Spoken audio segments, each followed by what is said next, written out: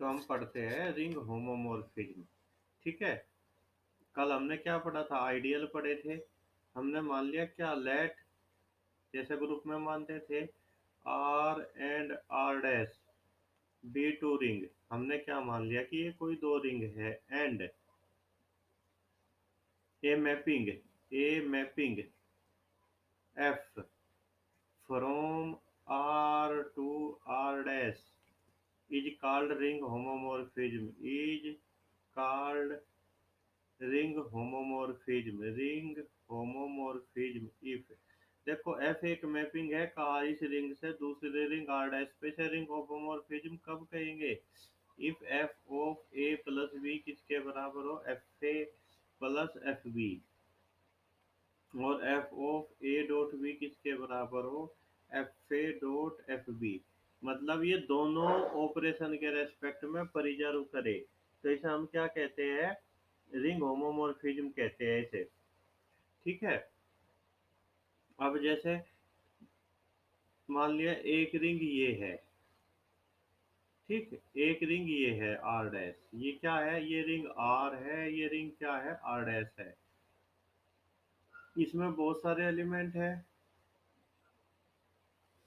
देखो रिंग में जीरो होती है, ठीक, तो पक्की बात है, ये इसकी जीरो मान ली, ये इसकी जीरो मान ली, तो एफ ऑफ जीरो बराबर होगा क्या? Zero dash. जीरो जीरो पे मैप करेगी।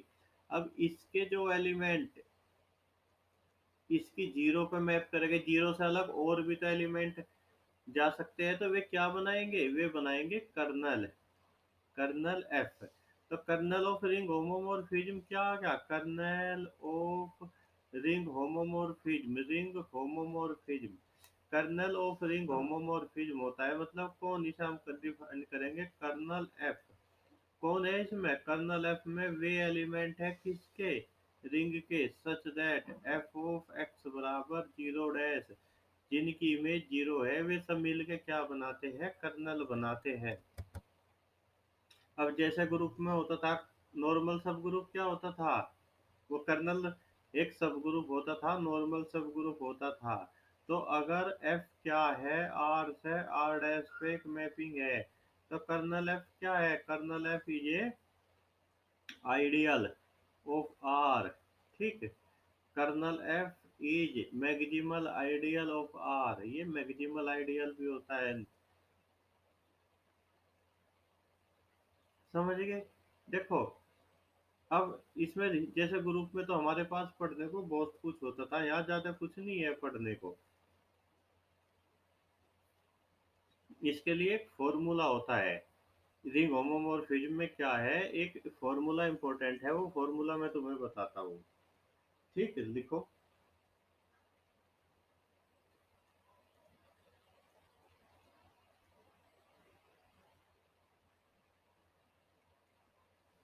Number of ring homomorphism, number of ring homomorphism, number of ring homomorphism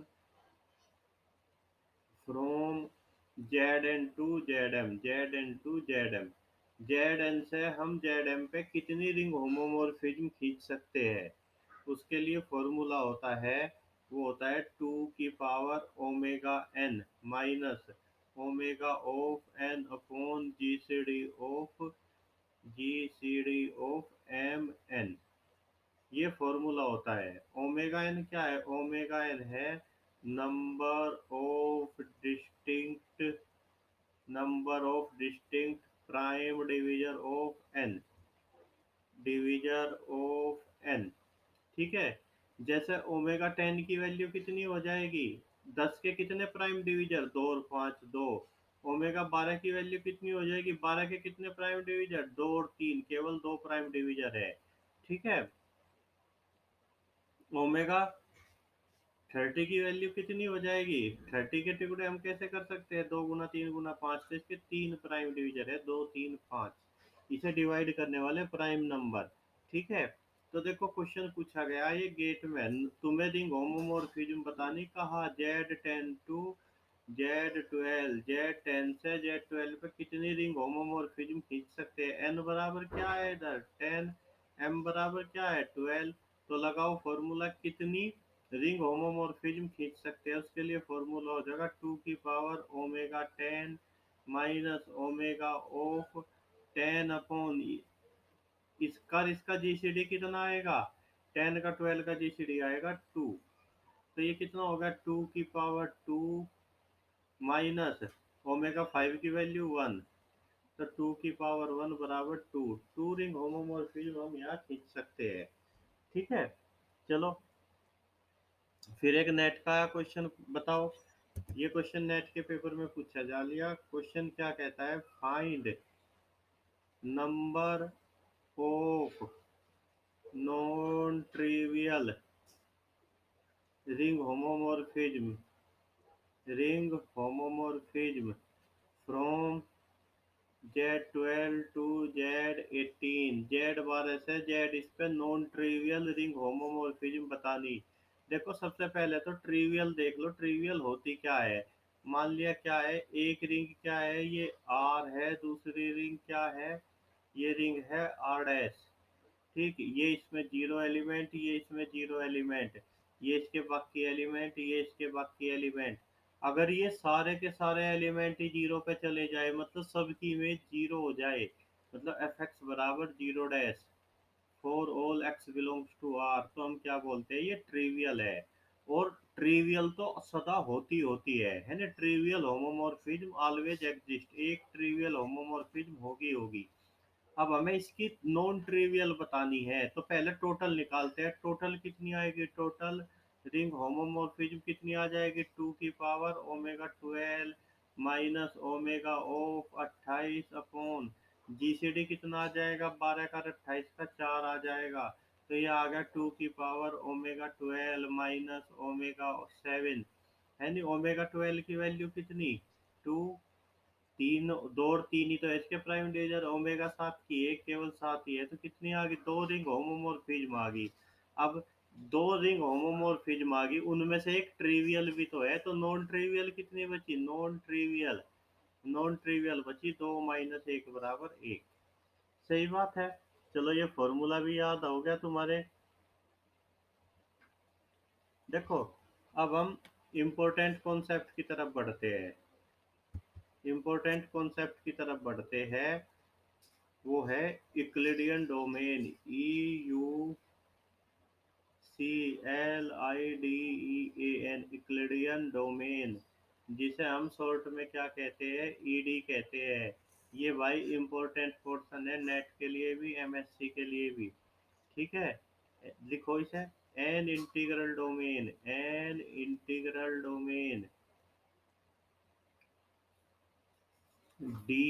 N integral domain is called ED. किसी इंटीग्रल डोमेन को हम ईडी कब कहेंगे, इफ देयर एग्जिस्ट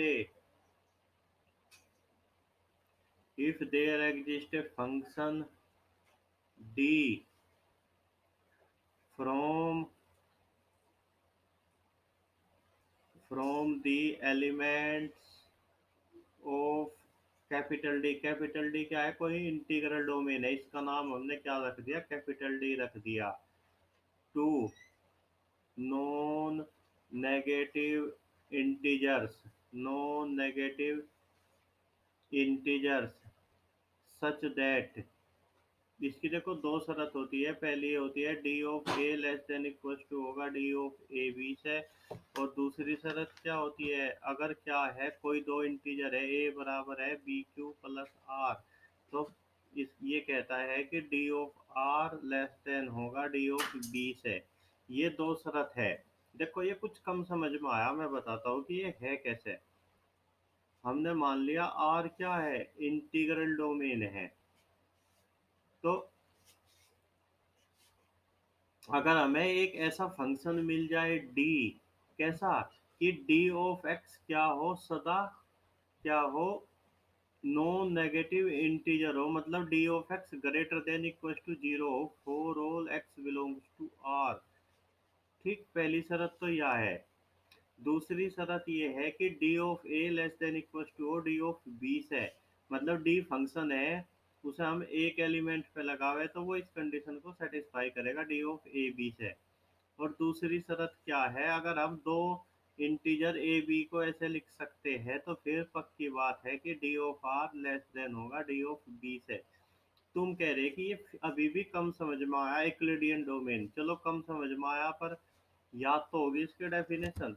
इसे फिर एक एग्जांपल से देख लेते हैं यूक्लिडियन डोमेन है क्या। यूक्लिडियन डोमेन है क्या, इसे एक एग्जांपल से देखने की कोशिश करते हैं भाई हम। क्या यूक्लिडियन डोमेन को हम एक एग्जांपल से देखने की कोशिश करते हैं। हमने क्या ले लिया, हमने ले लिया आर बराबर ले लिया जेड।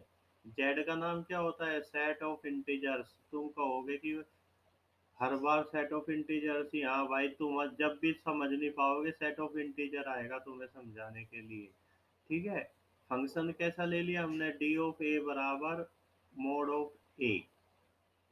देखो ये तो पक्की बात है कि ये सदैव क्या होगा, greater than equal to zero होगा, इसलिए नॉन नेगेटिव है। डेफिनेशन तो चलो हुई।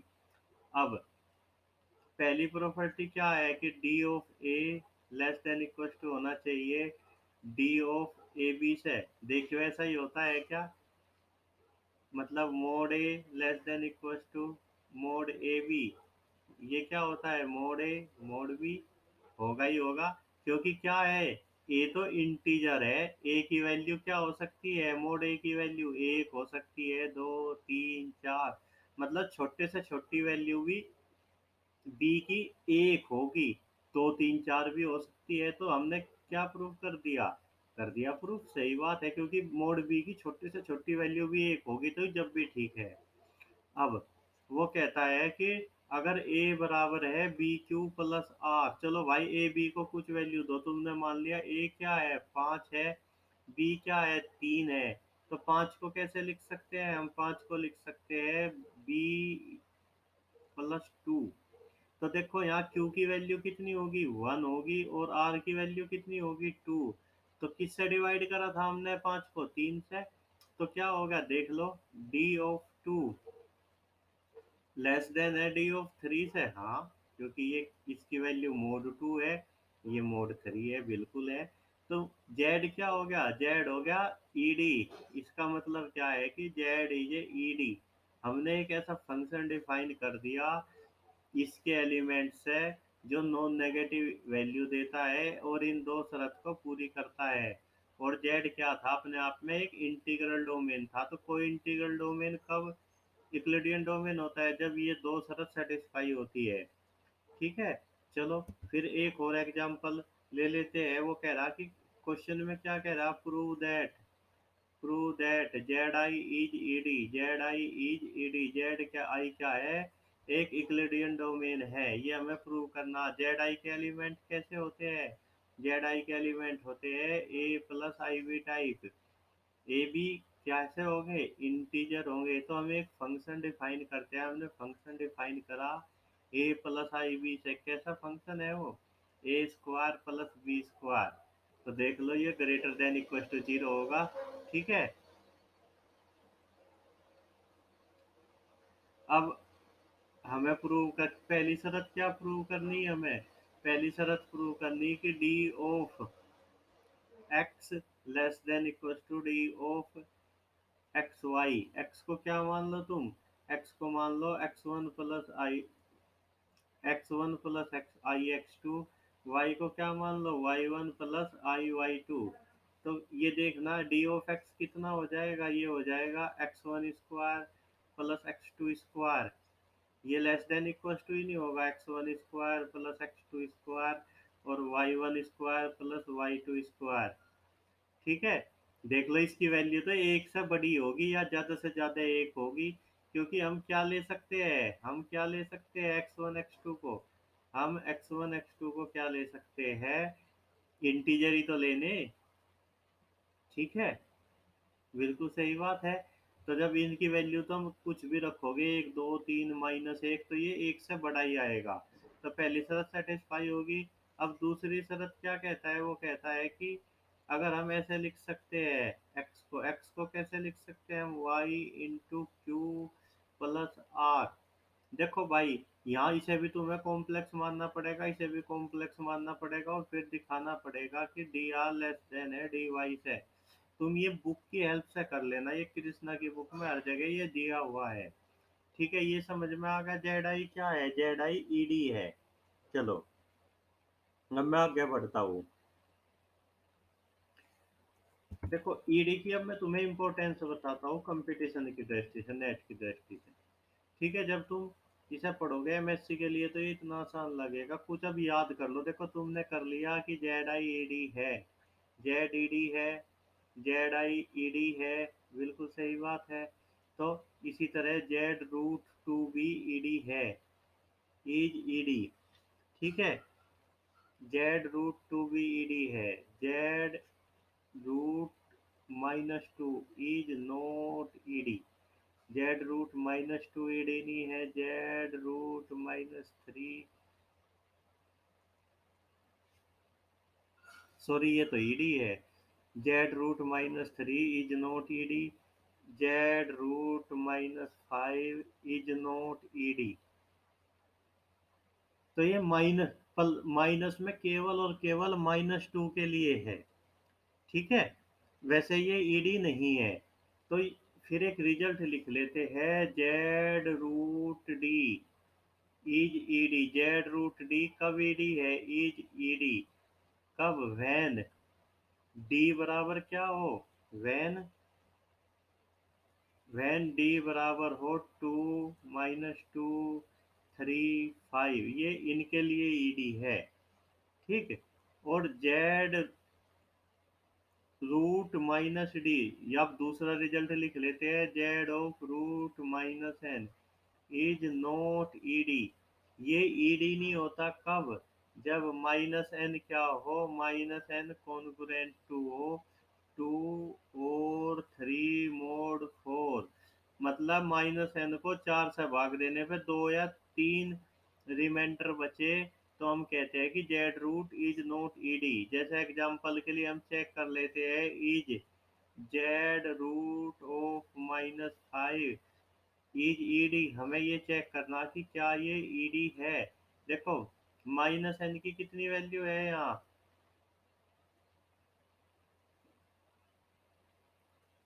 एन की कितनी वैल्यू है यहाँ पे, एन की वैल्यू है यहाँ पे -5, एन की वैल्यू क्या है, -5।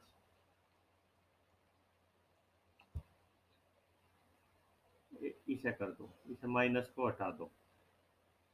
देखो एन की वैल्यू कितनी है यहाँ, -5, इसे चार से भाग देते हैं -5 को। तो देखो इससे छोटा तो चला, 5 से छोटा ही तो लाना पड़ेगा -5 से, तो हमने क्या करा, -2 टाइम्स चलाया, ये कितना हो गया, -8। सब्सट्रैक्ट करेंगे तो ये प्लस हो जाएगा, कितना बचा, कितना बचा, 3 बचा, 3 बचा, रिमाइंडर कितना आ गया, 3। जब रिमाइंडर 2 या 3 आएगा तो क्या कह देंगे हम, इज नॉट ईडी, ये ईडी नहीं है। देखो ये तो वैसे भी याद हो गया किसके लिए ईडी था, दो माइनस में तो केवल 2 के लिए था ये। ठीक है, प्लस में 3 5 के लिए है, जबकि माइनस में 3 5 के लिए ईडी नहीं है। चलो आ गया समझ में, बहुत अच्छे से समझ में आ गया ईडी। अब हम अगला टॉपिक पढ़ते हैं, P I D, principal ideal domain, principal ideal domain, principal ideal domain, principal ideal domain क्या होता है, एन इंटीग्रल डोमेन, ये सब इंटीग्रल डोमेन है, इज कॉल्ड पीआईडी। किसी भी इंटीग्रल डोमेन को हम पीआईडी कब कहेंगे, is called PID if every an integral domain, R नाम दे दो, is called PID if every ideal of R is principal, अगर आर का प्रत्येक आइडियल प्रिंसिपल हो तो हम इसे क्या बोलते हैं, पीआईडी बोलते हैं। अब तुम कहोगे प्रिंसिपल आइडियल क्या होता है, प्रिंसिपल आइडियल क्या होता है, कल बताया था भाई, प्रिंसिपल आइडियल लिखते रहो। प्रिंसिपल आइडियल क्या होता है, जहाँ सारे एलिमेंट आइडियल के एक ही एलिमेंट से बन जाते हो, उसे प्रिंसिपल आइडियल बोलते हैं, है नहीं। तो जेड के भी तो सारे ideal, ideal of Z, Z के आइडियल कैसे थे भाई, एन जेड टाइप थे। तो क्या हो गया, जेड के तो सारे आइडियल टू से बन गए थे, मतलब टू से, थ्री से, फोर से, ऐसे ही तो बन रहे थे, एक ही एलिमेंट से बन रहे थे। तो क्या होगा, जेड के सारे आइडियल प्रिंसिपल है, इसका मतलब क्या होगा कि Z is P I D, वो रिंग जिसके सारे आइडी, वो इंटीग्रल डोमेन जिसके सारे आइडियल प्रिंसिपलों से पी आई डी बोल देंगे। ठीक है, Z N is P I D, क्योंकि जेड एन के भी तो सारे आइडियल किसी के मल्टीपल ही थे। सही बात है, आगे समझ में। चलो, अब मैं दूसरा इंपॉर्टेंट कॉन्सेप्ट बताता हूँ। देखो मैं तुम्हें क्या बताया बहुत अच्छे से, मैं तुम्हें बताया ईडी, मैं तुम्हें बताया पीआईडी, और अब मैं तुम्हें बताने जा रहा UFD, unique factorisation, factorisation domain, unique factorisation domain. देखो इसकी डेफिनेशन याद होगी, है नहीं? क्या होनी थी पहली शर्त, D A greater than equal to zero होना था, D of A less than equal to D of A B होना था, और क्या होना था, D of R less than होना था डी ऑफ बी। एक छोटी सी शर्त और थी। पीआईडी में क्या हो गया, सारे आइडियल क्या हो गए, प्रिंसिपल हो गए। अब आता है बात यूएफडी की। यूएफडी की डेफिनेशन लिखो भाई, यूएफडी इंपॉर्टेंट कॉन्सेप्ट है। मैं देख लो कोई साथ जुड़ना चाह रहा है, तो हिमांशु जुड़ना चाह रहा है भाई, अब तो हमारा बंद करने का समय आ गया। चलो ऐसा नहीं, हिमांशु जुड़ा है नहीं। A non zero, a non zero, नहीं नॉन जीरो थोड़ी आएगा, a integral domain R is called UFD, a integral domain R is called UFD if every non-zero non-unit, if every non-zero non-unit, मतलब एलिमेंट नॉन जीरो भी हो non unit भी हो, उसका inverse ना मिलता हो। if every non-zero non-unit element can be expressed as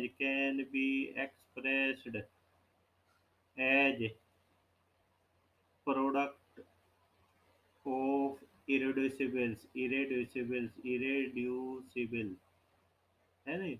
अगर हम उसे इरेड्यूसिबल एलिमेंट के प्रोडक्ट के रूप में लिख सके यूनिकली, प्रत्येक non zero non unit element को, तो हम कहते हैं कि वो क्या है, यूनिक फैक्टराइजेशन डोमेन है। अब तुम कहोगे कि इरेड्यूसिबल एलिमेंट क्या होता है, इसकी डेफिनेशन लिख लो भाई, I double R U, euro, irreducible element, ये क्या होता है, इसकी डेफिनेशन लिखो। A non zero element, a non zero element, A is called irreducible. A non-zero element is called irreducible if A बराबर EC, जब भी A बराबर EC होगा, implies B और C is unit, मतलब तुम उसके टुकड़े ना कर सको, तब हम उसे क्या कहेंगे, इरेड्यूसिबल कहेंगे। जैसे इन जेड, हम जेड की बात करें, तो तुमने क्या करा, दो के टुकड़े कर दिए, एक इंटू दो, पर एक का तो इनवर्स मिलता है जेड में, तो ये टुकड़े नहीं मानने जागे। ठीक है, ये नहीं मानने जागे। जैसे छह के टुकड़े दो इंटू तीन कर लो, तो ये क्या हो गया, तो रिड्यूस हो गया, है नहीं? दो को रिड्यूस नहीं कर सकते तुम जेड में। ठीक है, आठ को भी रिड्यूस कर देंगे, दो इंटू दो इंटू दो। पांच को कैसे रिड्यूस करोगे, ये नहीं मानना जाएगा, ये तो यूनिट होगी, इसका तो इनवर्स है। ठीक है, तो क्या यूनिक फैक्टराइजेशन डोमेन क्या है, जहां हर एलिमेंट को तुम यूनिक तरीके से रिड्यूस कर सको या इरेड्यूसिबल के प्रोडक्ट के रूप में लिख सको। देखो, जैसे एग्जांपल के लिए, Z is UFD, Z is UFD, Z क्या है, यूएफडी है। इसे मैं प्रूव करके दिखाता हूँ तुम्हें, जेड कैसे यूएफडी है। देखो जेड का कोई भी एलिमेंट लो तुम, दो का तुम क्या करोगे, बस एक ही तरीका है फैक्टर करने का, है नहीं? तीन का क्या करोगे, यही। चार का क्या है, दो इंटू दो, इससे अलग तुम चार के कोई फैक्टर नहीं कर सकते, है नहीं? तुम कहने लगो कि ये करोगे, ये नहीं मानना जाएगा, यहाँ ये तो यूनिट एलिमेंट आ गया। ठीक है, तो क्या हर एलिमेंट को हम क्या लिख पा रहे, यूनिक फैक्टर कर पा रहे, उसके जहाँ यूनिक फैक्टर करेंगे उसे हम क्या कहेंगे, उसे कहेंगे हम यूनिक फैक्टराइजेशन डोमेन। ठीक है। जैसे तुम 8 के ये नहीं लिख सकते 4 × 2, क्योंकि 4 तो फिर टूट जाएगा। ठीक है, ये तो फिर वही आ गया। मतलब जहाँ हर एलिमेंट को यूनिकली एक्सप्रेस करा जा सके इरिड्यूसिबल एलिमेंट के रूप में। इरिड्यूसिबल का मतलब है जो और आगे ना टूटे, तो उसे हम क्या बोलते हैं, यूनिक फैक्टराइजेशन बोलते हैं। ठीक है भाई। अब देखो, ज- हमारा जेड क्या था, जेड ईडीबी था। जेड हमारा क्या मिला, पीआईडी भी मिला। जेड हमारा क्या मिला, यूएफडी भी मिला। ठीक है। अब मैं तुम्हें आज का काम यही खत्म कर रहा है, कि इंपॉर्टेंट रिलेशन बता रहा, ईडी पीआईडी यूएफडी में। देखो जो ईडी होता है वो पीआईडी तो होगा ही होगा, और जो पीआईडी होता है वो यूएफडी होगा ही होगा। है नहीं, याद कैसे रखोगे, अल्फाबेटिकली रख लो, ई सबसे पहला आवे सबसे छोटा, फिर पी आवे ये बीच का, फिर यू सबसे बड़ा। ठीक है, ये याद हो गया। ठीक है भाई। अब हम आगे पढ़ेंगे। ये देखो, फिर कोई तुमसे पूछ ले, अगर कोई तुमसे पूछ ले इज जेड आई यूएफडी, क्या जेड आई यूएफडी है, हमने क्या देखा था, Z I is ED, every D is UFD. इसका मतलब क्या होगा कि जेड आई इज यूएफडी। कर दिया हमने यही प्रूफ। देखो, आज तुम इतना काम करो, इनकी डेफिनेशन बुक से एग्जाम्पल पढ़ने की कोशिश करो, बहुत अच्छा लगेगा। ठीक है, आज का काम इतना ही छोड़ देते हैं, कल इसमें मैं तुम्हें आगे पढ़ाऊंगा, ये इंपॉर्टेंट पोर्शन है। चलो भाई, किसी को कोई प्रॉब्लम हो, डिस्कस